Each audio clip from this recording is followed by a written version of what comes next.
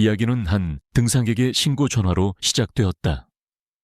강원도의 한 외딴 국립공원 깊숙한 곳에서 들가의 떼와 함께 생활하는 것으로 보이는 어린아이가 발견되었다는 내용이었다. 지역 경찰과 동물구조팀이 현장에 도착했을 때 그들은 긴장감에 휩싸였다. 굶주리고 경계심 가득한 눈빛에 잡종 들가에 여러 마리가 으르렁거리며 그들의 접근을 막고 있었다. 특히 무리의 우두머리로 보이는 순백의 진돗개, 백호는 한치의 물러섬도 없이 그들을 노려보며 맹렬한 기세로 이빨을 드러내고 있었다. 상황은 일촉즉발이었다. 이대로는 아이에게 접근할 수 없다고 판단한 경찰은 지역의 유일한 전문가에게 도움을 요청했다. 전직 군의관 출신의 수의사 강서준이었다. 그는 과거의 상처를 피해 이곳 시골 마을에서 작은 동물병원을 운영하며 조용한 삶을 살고 있었다. 현장에 도착한 서준은 경찰들을 무시하고 오직 동물들에게만 집중했다. 그의 눈에 그들은 그저 사나운 들개떼가 아니었다. 그들은 명확한 사회적 구조를 가진 하나의 무리였고 그들의 공격성은 무차별적인 것이 아니라 무언가를 지키기 위한 필사적인 방어 행위였다. 그의 시선은 우두머리인 백획에 고정되었다. 자세 통제된 공격성, 그리고 그 눈빛에 담긴 지능. 서준은 즉시 알아차렸다. 저놈, 보통 들개가 아니야. 훈련받은 개다. 그는 마취총을 쓰려는 구조팀을 제지하고 비폭력적인 방식으로 접근하기 시작했다. 그는 몸을 낮추고 위협적이지 않다는 것을 보여주며 차분하고 낮은 목소리로 그들을 진정시켰다. 마침내 그가 무리의 중심부에 가까워졌을 때 그는 그들이 무엇을 지키고 있었는지를 보게 되었다. 바위 틈의 오목한 공간에 작은 여자아이 하나가 웅크리고 있었다. 아이의 얼굴은 높은 열로 새빨갛게 달아올라 있었고 의식을 잃은 상태였다. 그리고 서준은 그 가슴 아픈 광경을 이해했다. 개들은 아이를 공격하기 위해 둘러싸고 있는 것이 아니었다. 그들은 차가운 산바람으로부터 아이를 보호하기 위해 서로의 몸을 바싹 붙여 자신들의 천으로 아이를 감싸고 있었던 것이다. 그것은 버려진 동물들이 버려진 아이를 지키기 위한 숭고하고 본능적인 보호 행위였다. 현장의 모든 경찰관들은 그 모습에 말을 잃었다. 우두머리인 백호는 서준이 아이에게 위협이 되지 않는다는 것을 감지하자 마침내 그가 더 가까이 다가오는 것을 허락했다. 서준은 전문가의 솜씨로 아이의 상태를 살폈다. 즉각적인 의료 조치가 필요했다. 그는 백호와 눈을 맞추며 조용한 명령과 손짓으로 소통했다. 아이를 옮겨야 했고 그러기 위해서는 개의 허락이 필요했다. 괜찮아. 내가 아이를 도와줄게. 약속하지. 믿을 수 없는 순간 백호는 낮은 낑낑거림과 함께 옆으로 비켜서 길을 터주었다. 다른 개들 역시 알파의 리드에 따라 경계심은 늦추지 않았지만 더 이상 방해하지 않았다. 서준은 의식을 잃은 아이 해운을 조심스럽게 품에 안았다. 그가 숲을 빠져나올 때 지치고 충직한 들가에 무리 전체가 조용한 행렬을 이루며 그의 뒤를 따랐다. 그는 방금 한 아이를 구했지만 동시에 깊은 미스터리와 마주하게 되었다. 이 아이는 누구인가? 어떻게 이곳에 오게 되었는가? 그리고 고도로 훈련된 이 개가 이끄는 이 무리는 왜 마치 자신의 새끼인 것처럼 이 아이를 보호하고 있었는가? 수많은 질문들이 아이를 살리기 위해 달려가는 그의 머릿속을 가득 채우고 있었다. 강서준의 동물병원. 그는 숲에서 데려온 들개무리 전체와 아이를 자신의 병원으로 옮겼다. 아이 혜운이는 병원에서 고열과 영양실조에 대한 응급치료를 받고 지금은 동물병원 뒤편의 작은 방에서 쉬고 있었다. 아이는 신체적으로는 회복되고 있었지만 깊은 트라우마에 갇힌 듯 어떤 말도 하지 않고 그저 겁에 질린 커다란 눈으로 세상을 바라볼 뿐이었다. 서준은 개들을 돌봤다. 그는 상처와 영양실조 기생충에 시달리는 개들을 정성껏 치료해 주었다. 그리고 그는 조사를 시작했다. 그는 우두머리게 백호의 몸에서 마이크로칩을 발견했다. 이것은 백호가 단순한 들개가 아니라 등록된 고가의 특수견이라는 결정적인 증거였다. 그는 또한 혜은의 몸을 살피다가 더러운 옷 아래에 걸려있는 작은 로켓 목걸이를 발견했다. 그는 조심스럽게 그것을 열어보았다. 그 안에는 사진 대신 아주 작은 방수 마이크로 SD 카드 데이터 드라이브가 들어있었다. 그는 이것이 엄청나게 중요한 물건임을 직감했다. 한편 그 시각태산 케미컬의 호화로운 회장실. 자선사업가로 존경받는 마상태 회장은 자신의 부하로부터 야생화 사건에 대한 보고를 받고 있었다. 부하는 그에게 아이의 사진을 보여주었다. 마 회장의 인자한 가면이 순식간에 벗겨지고 그 자리에는 차가운 분노와 경계심이 들어찼다. 그는 그 아이를 알아보았다. 그녀는 1년 전 자신의 비리를 파헤치던 탐사보도 기자의 딸이었다. 그는 그 기자를 처리해주고 아이는 산속에서 죽었으리라 생각했다. 자신의 범죄에 대한 유일한 목격자가 살아있었던 것이다. 그리고 어쩌면 아이의 아버지가 모았던 증거를 가지고 있을지도 모른다. 그의 명령은 즉각적이고 무자비했다. 그 아이를 찾아, 그리고 아이가 가진 모든 것을 조용히 회수해. 이번에는 실수가 없어야 한다. 다시 동물병원. 서준은 자신의 예군 시절 인맥과 이제 실종 아동 사건에 관심을 보이기 시작한 지역 경찰의 협조를 받아 백호의 마이크로칩 번호를 조회했다. 결과는 충격적이었다. 백호에 등록된 주인은 1년 전 바로 그 국립공원에서 등산 사고로 실종 및 사망 처리된 탐사보도 기자 김민준이었다. 모든 것이 연결되기 시작했다. 살해당한 기자 트라우마로 말을 잃은 딸 그녀를 지키는 훈련된 개, 그리고 숨겨진 데이터 드라이브. 서준은 이제 기로에 섰다. 그는 살인사건의 핵심 증거를 손에 쥐고 있었다. 그가 돌보는 아이는 유일한 목격자였다. 그는 이 아이와 증거를 부패했을지도 모를 지역 경찰에게 그냥 넘길 수 없었다. 그것은 아이에게 사형 선고를 내리는 것과 같아졌다. 그는 이 아이를 지키고 직접 진실을 파헤쳐야만 했다. 그의 조용한 삶은 이제 끝났다. 늦은 밤 서준은 자신의 집무실에 앉아 있었다. 옆방에는 충직한 개 백호가 침대 옆 바닥을 지키는 가운데 혜은이가 잠들어 있었다. 그는 자신의 손바닥 위에 놓인 아주 작은 데이터 드라이브를 내려다보았다. 그것은 폭탄보다 더 무겁게 느껴졌다. 그는 이것에 접속하는 순간 자신이 원하지 않았던 위험한 전쟁에 휘말리게 될 것이라는 것을 알았다. 하지만 잠든 아이의 얼굴을 보자 그에게는 다른 선택지가 없었다. 그는 암호화된 카드 리더기에 그 작은 드라이브를 꽂았다. 화면에 비밀번호를 요구하는 창이 떴다. 미스터리는 계속되었지만 그는 이제 이 사건의 운명 공동체가 되었다. 정의를 위한 싸움의 첫 번째 실제적인 행동은 그렇게 시작되고 있었다. 강서준은 데이터 드라이브의 비밀번호를 풀기 위해 밤늦도록 컴퓨터 앞에 앉아 있었다. 그는 돌아가신 김민준 기자의 생일 이름 등 여러 가지를 시도했지만 소용이 없었다. 그는 잠시 생각에 잠겼다. 기자와 그의 딸 혜은이, 그리고 충직한 개 백호, 그들의 유대. 그는 마지막으로 가장 개인적인 조합을 시도해보기로 했다. 딸의 이름과 개의 이름, 그리고 딸의 생년월일. 하채연 X 바카 1708 치타. 딸깍. 마침내 드라이브의 암호가 풀렸다. 하지만 그가 파일의 내용을 확인하려는 순간 드라이브의 보안 프로토콜이 작동하며 훨씬 더 강력한 2차 암호로 모든 것을 다시 잠가버렸다. 아마도 원래 주인의 컴퓨터가 아닌 다른 곳에서 접속한 것을 감지한 모양이었다. 하지만 그 짧은 순간 서준은 모든 것을 확인하기에 충분했다. 태산 케미컬의 로고가 찍힌 드럼통들이 숲속에 버려지는 영상의 몇 프레임, 그리고 숲의 지도가 그려진 파일. 그의 의심은 확신이 되었다. 바로 그때 병원 전체의 불이 꺼지고 전화선이 끊겼다. 정적. 그리고 그 정적을 깨고 그가 구했던 들개들이 일제히 맹렬하게 짖기 시작했다. 침입자들.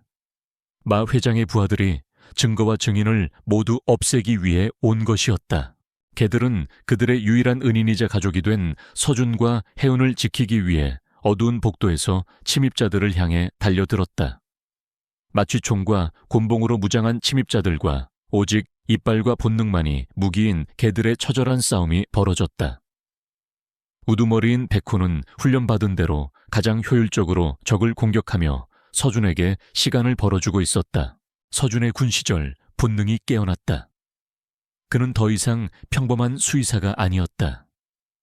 그는 먼저 혜운이를 가장 안전한 납으로 된 엑스레이실 안으로 숨겼다. 그리고는 자신의 병원을 전쟁터로 삼아 방역을 시작했다. 그는 수술 도구들을 무기로 사료 포대들을 바리케이드로 사용했다. 그리고 가장 강력한 마취제가 담긴 마취총을 손에 들었다. 그는 병원의 지형을 이용하여 침입자들을 하나씩 제압해 나갔다. 그는 수적으로는 열세였지만 자신의 공간에서 그리고 충직한 개들의 도움을 받아 필사적으로 싸웠다. 예상치 못한 격렬한 저항에 당황한 침입자들은 결국 퇴각하기로 결정했다. 그들은 도망치기 전 증거를 인멸하기 위해 병원 한쪽에 불을 질렀다. 서준은 재빨리 불을 껐다. 즉각적인 위험은 사라졌다. 병원은 엉망이 되었고 몇몇 개들은 부상을 입었으며 그 자신 역시 지쳐 있었다. 그는 한때 평화로웠던 이제는 난장판이 된 자신의 병원 한가운데에 서 있었다. 혜은이는 안전했지만 공포에 떨고 있었다. 부상당한 백호는 그의 곁을 묵묵히 지키고 있었다. 그는 이제 이것이 죽음의 싸움이라는 것을 확실히 깨달았다.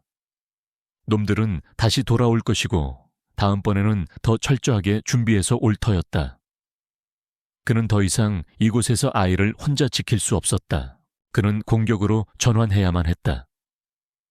그는 저 데이터 드라이브의 모든 내용을 알아내야만 했다.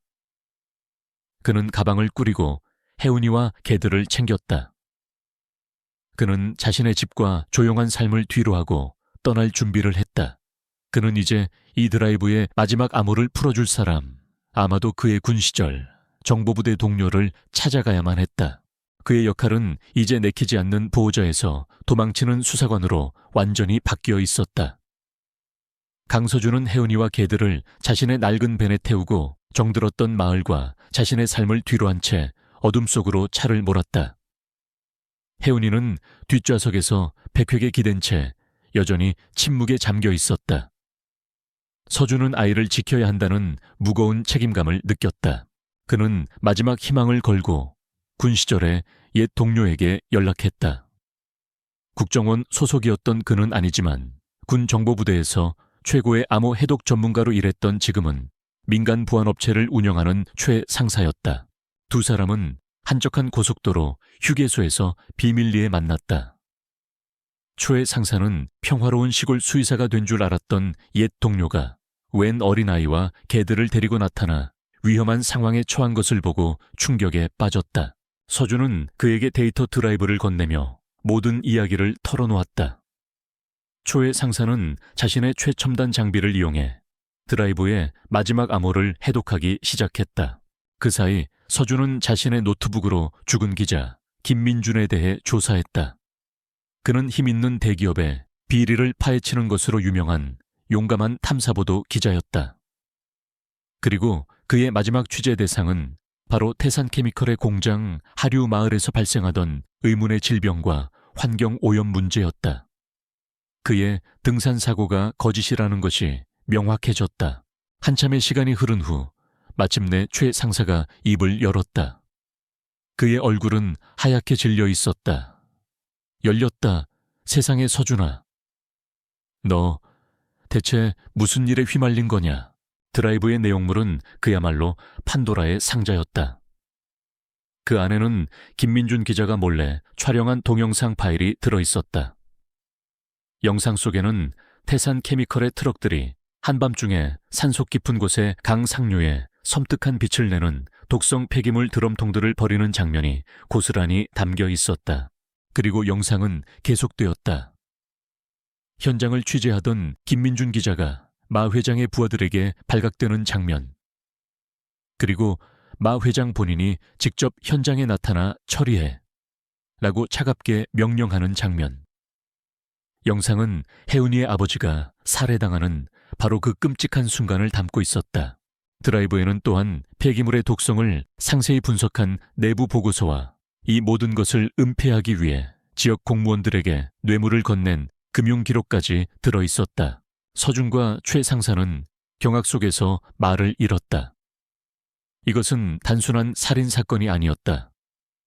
하나의 지역 전체를 도구로 오염시키는 거대하고 추악한 범죄였다. 서준은 이제 모든 것을 이해했다. 혜은이가 왜 말을 잃었는지, 그리고 그들이 왜 그토록 무자비하게 쫓기는지를 최 상사가 경고했다. 이건 우리가 감당할 수준이 아니야. 당장 검찰 특수부에 넘겨야 해. 하지만 서준은 벤 안에서 잠든 혜은이를 보았다.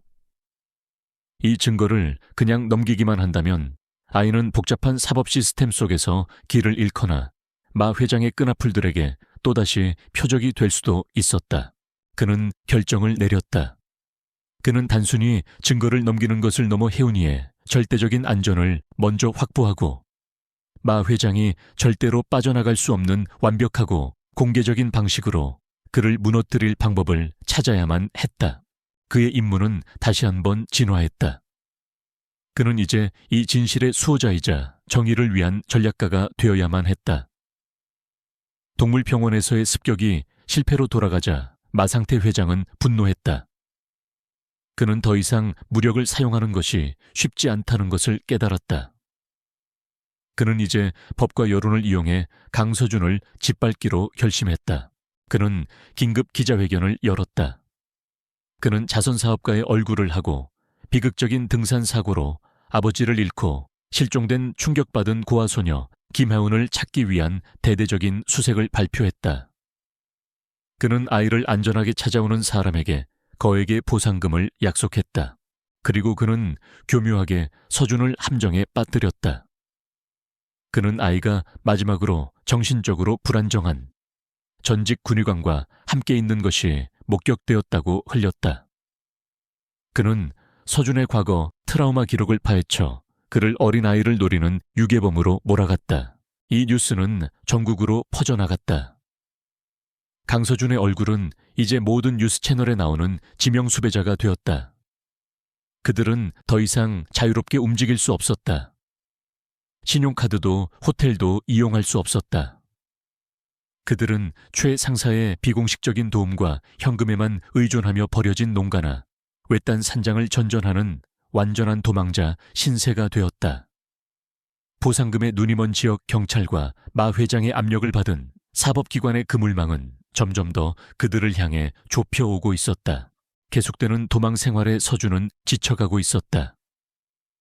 그는 아이와 개들을 지키고 증거를 세상에 알릴 방법을 찾아야 했지만 사방이 적으로 둘러싸인 상황은 그를 절망하게 만들었다. 바로 그때 혜은이가 그의 곁으로 다가왔다. 아이는 그의 절망을 느낀 것이다. 침묵에 잠겨있던 아이는 조용히 그의 손을 잡았다. 그리고는 떨리는 손으로 스케치북에 그림 하나를 그렸다.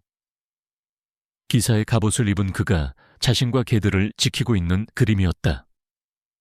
그리고 아이는 아주 작은 목소리로 거의 들리지 않게 속삭였다. 아빠, 카메라, 그 한마디. 아이는 모든 것을 기억하고 있었다. 그리고 자신들을 구해줄 유일한 희망이 무엇인지도 알고 있었다. 아이의 그 한마디는 지쳐있던 서준의 마음에 다시 불을 지폈다. 그는 이제 추상적인 정의가 아니라 바로 이 아이를, 그리고 아이 아버지의 희생을 지키기 위해 싸우고 있었다. 그는 더 이상 도망만 다닐 수 없다고 결심했다. 그는 방역해야만 했다. 그는 초에 상사와의 보안 통신을 통해 마지막 계획을 세웠다. 경찰이나 주요 언론사만 증거를 넘기는 것은 위험했다. 마 회장의 힘이 그것을 막거나 조작된 것이라고 왜곡할 터였다. 그들은 그 누구도 통제할 수 없는 거대한 미디어 폭풍을 만들어야만 했다. 그들은 증거를 전 세계의 언론사 환경단체 그리고 소셜미디어 인플루언서 수백 곳에 동시에 유포하기로 결정했다. 그들은 계획을 실행하기 위해 산 정상에 있는 낡은 통신 중개소로 향했다. 그곳의 강력한 인터넷 회선만이 이 모든 것을 가능하게 할 터였다. 하지만 그들이 그곳에 도착했을 때 마 회장의 부하들 역시 그들의 위치를 거의 다 추적한 후였다. 그들은 멀리서 다가오는 차량들의 불빛을 볼 수 있었다. 시간이 없어 서준아. 지금 해야 해. 암호화된 통신 너머로 초의 상사의 다급한 목소리가 들려왔다. 서준은 노트북 앞에 앉아 대규모 데이터 업로드를 준비했다. 혜은이는 백호와 함께 문 쪽을 바라보며 경계하고 있었다. 그가 진실을 세상에 퍼뜨릴 엔터키를 누르기 직전 그들의 은신처 문이 거칠게 부서지기 시작했다. 마지막 결전의 순간이 그렇게 다가오고 있었다. 통신중개소의 문이 부서져 들어오는 바로 그 순간. 강서준이 엔터키를 누르기 직전 그의 곁을 지키고 있던 백호가 맹렬한 기세로 침입자들을 향해 몸을 날렸다. 충직한 개는 자신의 가족에게 마지막 몇 초를 벌어주기 위해 목숨을 건 방어선을 구축했다. 개의 기습적인 공격으로 우왕좌왕하는 틈을 타 서준은 마침내 엔터키를 눌렀다. 업로드가 완료되었다. 김민준 기자가 목숨과 맞바꾼 진실이마 회장의 살인과 불법 폐기물 투기 영상이 그리고 그의 모든 비리가 담긴 데이터가 전 세계 수백 곳의 언론사와 기관으로 동시에 전송되었다. 진실의 폭탄은 터졌다. 서준은 혜은이를 끌어안고 백호의 엄호를 받으며 중개소의 뒷문으로 탈출했다. 하지만 그들은 멀리 가지 못했다. 중개소 밖에서 마상태 회장 본인이 직접 그들을 기다리고 있었다. 그의 손에는 차가운 총구가 들려 있었다. 네가 이겼다고 생각하나 수의사 마 회장은 승리를 확신하며 그들을 조롱했다. 넌 그냥 유괴범일 뿐이야. 네가 보낸 건 전부 가짜 뉴스가 되겠지. 그리고 너희들은 여기서 흔적도 없이 사라지는 거야. 그가 방가쇠를 당기기 위해 손가락에 힘을 주던 바로 그 순간. 마 회장의 휴대폰이 미친 듯이 울리기 시작했다. 그의 부하들의 휴대폰도 마찬가지였다.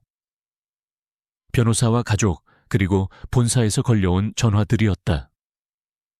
동시에 그들의 스마트폰 화면 위로 긴급 속보 알림이 떠올랐다. 속보, 태산케미컬 마상태 회장 살인 및 독성 폐기물 불법 매립 혐의. 그들이 퍼뜨린 진실은 이미 그 누구도 막을 수 없는 거대한 불길이 되어 세상으로 번져나가고 있었다. 마 회장의 부하들은 이제 더 이상 존경받는 회장이 아닌 전국에 수배된 살인범이 된 그를 보며 동요하기 시작했다. 그때 숲 전체를 뒤흔드는 사이렌 소리와 헬리콥터 소리가 다가왔다. 초의 상사가 이끄는 검경 합동 특별 수사팀이 도착한 것이다. 전술팀이 중개소를 완벽하게 포위했다. 마상태 회장은 자신의 눈앞에서 벌어지는 이 모든 광경을 믿을 수 없다는 듯 망연자실한 표정으로 총을 떨어뜨렸다. 사냥꾼이 이제 사냥감이 된 것이다. 서준은 자신의 가족을 파괴했던 괴물이 수갑을 차고 끌려가는 모습을 혜은이와 백호를 보호하며 지켜보았다. 혜은이는 괴물이 끌려가는 모습을 보며 오랫동안 자신을 짓눌렀던 공포의 그늘이 걷히고 그 자리에 평화의 빛이 들어서는 것을 느꼈다. 정의를 향한 그들의 절규는 마침내 세상 모두에게 들렸다. 몇 달 후 대한민국을 떠들썩하게 했던 태산 케미컬 게이트는 마상태 회장과 그의 범죄 조직이 모두 법의 엄중한 심판을 받으며 막을 내렸다. 영웅견 마루는 마지막 싸움에서 입었던 부상을 완전히 회복했다. 그의 이야기는 전국적으로 알려졌고 그는 버려진 동물에 대한 사회적 인식을 바꾼 용감하고 충직한 영웅의 상징이 되었다. 하지만 그의 새로운 가족에게 그는 그저 사랑스럽고 소중한 가족의 일원일 뿐이었다. 박지훈의 집에는 마침내 완전한 평화가 찾아왔다. 집안을 짓누르던 침묵은 이제 아이의 밝은 웃음소리와 이야기 소리로 가득 찼다. 끔찍한 사건을 겪은 후 민우는 기적처럼 자신의 목소리를 완전히 되찾았다. 아이는 이제 잠들기 전 자신의 곁을 지키는 마루에게 동화책을 읽어주는 밝고 이야기하기 좋아하는 소년이 되었다. 박지훈 역시 자신의 새로운 책을 완성했다. 그것은 단순한 스릴러가 아니었다. 아버지와 아들 그리고 한 마리의 개가 어둠을 헤치고 빛을 찾아 나서는 한 가족에 대한 이야기였다. 그는 그 책을 자신의 아내와 진실을 위해 싸웠던 기자, 그리고 그들의 영웅인 마루에게 바쳤다. 이야기의 마지막 장면. 모든 것이 시작되었던 그 숲 가장자리의 산책로. 화창한 아침 지훈과 민우, 그리고 마루는 함께 산책을 하고 있었다. 숲은 더 이상 두려움과 비밀의 공간이 아니었다. 그곳은 이제 다시 아름답고 평화로운 자연의 공간으로 돌아와 있었다. 민우는 마루와 함께 웃으며 나뭇가지를 던지고 놀았다. 영웅견 마루는 더 이상 불안해하지 않았다. 그는 이제 무한한 에너지를 뿜어내며 꼬리를 흔들고 자신의 가족 곁을 맴도는 행복한 개일 뿐이었다. 그는 마침내 진정한 은퇴와 영원한 가족을 찾은 것이다. 지우는 자신의 아들과 그들의 개를 바라보았다. 그는 그들의 길고 험난했던 여정을 돌이켜보았다. 그는 이제 마루가 도망쳤던 그 가슴 아픈 이유가 결과적으로는 그들 모두를 구하고 그들을 하나의 완전한 가족으로 만들어준 숭고한 임무 수행이었음을 깨달았다. 민우야 마루야 집에 가자. 지훈의 부름에 아이와 개는 생명력으로 가득 찬 모습으로 그를 향해 달려왔다. 아버지와 아들 그리고 충직한 개. 세 사람은 아침 햇살을 받으며 함께 그들의 집을 향해 걸어가고 있었다. 그들은 더 이상 상처 입은 개인들이 아니었다. 그들은 시련 속에서 단련되고 사랑으로 치유되었으며 영웅적인 개의 충성심으로 지켜진 하나의 완전한 가족이었다.